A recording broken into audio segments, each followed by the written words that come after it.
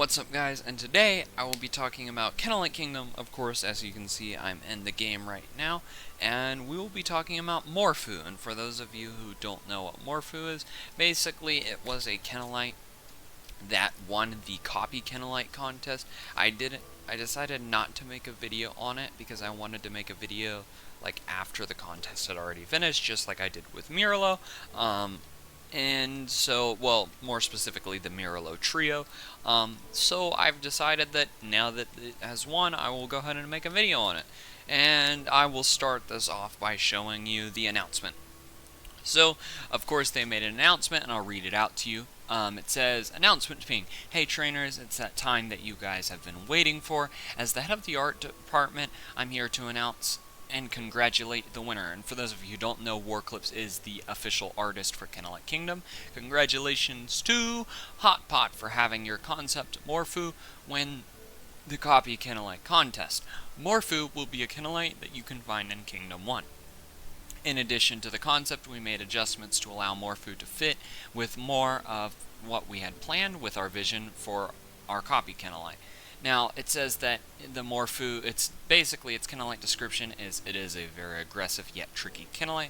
This Kinalite can take the form of its fallen enemies, often surprising trainers and other Kinalites through its transformation. The horn on its head can generate sound, luring its enemies to traps, or even to Morphu. So, basically, we can break this down and assume that the first half of that description, which, by the way, the whole description is apparently themed around the lore of jackalopes, which is pretty cool, although I think Morphu's original concept was a rabbit, and rabbits and jackalopes aren't particularly the same thing. So, anyways, the first half, we can break it down to its mechanic, and it seems like the copy Kinalite is not going to be a normal transform thing. It's not going to be like Ditto. I know I put that in my thumbnail, but that was just to catch your attention. I got you there, didn't I? It's actually going to work as if, or the theory people have right now, is anytime it knocks out a Kinalite, or just it gets sent out into the battle, it'll transform if your opponent has a dead Kinalite or something of the sort on their team. So basically, once it knocks out something, or if something is already knocked out, it would become that Kinalite, which honestly is pretty cool. I'm excited to see how that plays out. Hopefully it's not too busted and we can actually use it in, like, you know, nice format of PvP, like OU, or a nice meta, if you get what I mean. As to the second half, we can assume that that's how we're going to find it. Now, I'm not sure if it's just like we're going to encounter a Kinalite and, oh, it's Morphu.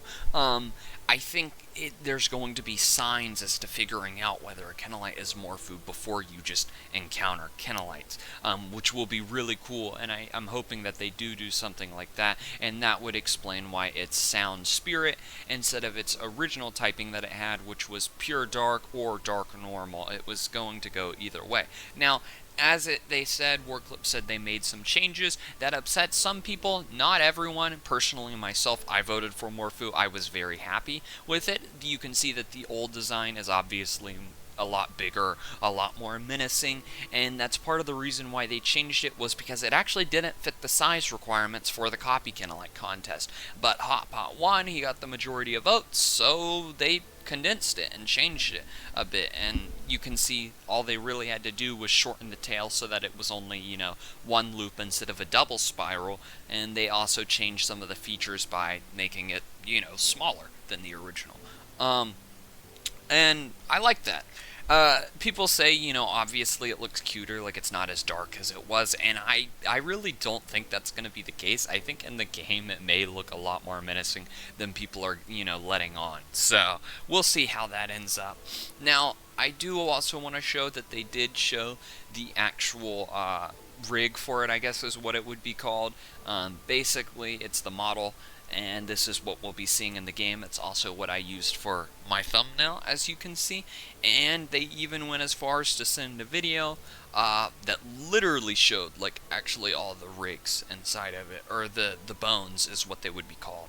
And this will allow them to animate it. So this thing is fully rigged, it's ready to be animated and ready to go. It shows how far the development team is going. They literally pumped this Kinalite out like a day after they won, you know, which is pretty crazy. So the game is definitely heading in a pretty cool direction. Also, I've heard rumors about this. I'm not completely sure if this is true or not, but it's supposed to be Harleclips's partner, so that's kind of cool that Harleclips and this thing are supposed to be buddies. Not sure if that's actually the case. Oh, look at that Lumini that just spawned, sorry. But I definitely think that it's got to do something, you know. I think some of the legends, especially when they're both like smaller creatures, they'll have similar, like, at least similar, like, similarities within the lore. So, similarities within the lore, yes. But yeah, so thank you guys for watching this video.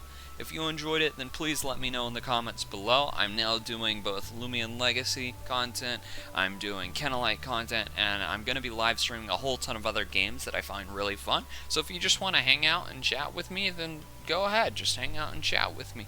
I also have a Discord server linked below if you want to join. See you guys next time.